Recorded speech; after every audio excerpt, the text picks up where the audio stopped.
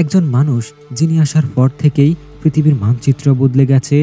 তার নাম শুনলেই সাম্রাজ্য কেঁপে উঠত, নগরীগুলো নিজেদের ধ্বংস করত আতঙ্কে। তার অশ্বরোহীরা সূর্যের মতো উঠত, আর যেদিকে যেত সেদিকে শুধু আগুন, ধোঁয়া আর মৃতদেহের গন্ধ ছড়িয়ে পড়ত। যদি বলি চেঙ্গিস খানের সমাধি খুঁজতে গিয়ে শত শত মানুষ নিখোঁজ হয়েছে, কেউ ফিরে আসেনি জীবিত অবস্থায়। মঙ্গোলিয়ার ঠান্ডা বাতাসে 1162 সালে জন্ম হয় এক ক্ষুধার্ত বালকের, নাম তেমুজিন। শৈশবে দেখেছে বাবার খুন, দেখেছে মায়ের অনাহার আর নিজেদের জাতির বিশ্বাসঘাতকতা।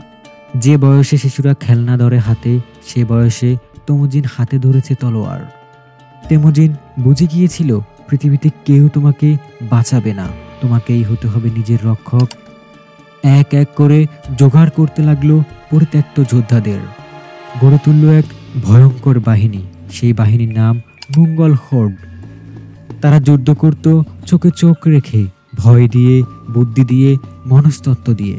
চেঙ্গিস খান জানতেন শত্রুর মন ভাঙা মানে যুদ্ধ জেতা। তাই তিনি শুধু তলোয়ার নয়, ভয়কেও অস্ত্র বানিয়েছিলেন। 1227 সাল, এক ভয়ঙ্কর রাত। চেঙ্গিস খান হঠাৎ মারা যান, কিন্তু কিভাবে কেউ জানে না। তারপর যা ঘটল তা আজও ইতিহাসে ভয়ঙ্কর এক রহস্য। যে সৈন্যরা তাকে কবর দিয়েছিল তাদের সবাইকে কেউ হত্যা করে, তারপর সেই হত্যাকারীদেরও কেউ হত্যা করে। শেষে হাজারো ঘোড়া দিয়ে ফিসে দেয়া হয় সেই হত্যাকারীদের, যেন পৃথিবী কখনো না জানে কোথায় ঘুমিয়ে আছে সেই বিশ্বজয়ী চেঙ্গিস খান। বছরের পর বছর গবেষকরা তার সমাধি খুঁজতে থাকেন। কেউ বলেন সেটি মঙ্গোলিয়ার কোনো এক গোপন উপত্যকায়, আবার কেউ বলেন সেটি অভিশপ্ত স্থান, যেখানে গেলে কেউ ফিরে আসে না। কিছু রহস্য হয়তো পৃথিবী চায় না প্রকাশ পাক। চেঙ্গিস খান এক নাম যা আজও ভয় জাগায়, কিন্তু সেই ভয় তাকে অমর করে তুলেছে।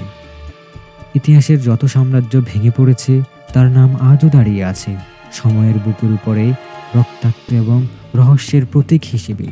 চেঙ্গিস খান হয়তো মরে গেছেন, কিন্তু তার ছায়া আজও ভাসে পৃথিবীর ইতিহাসে।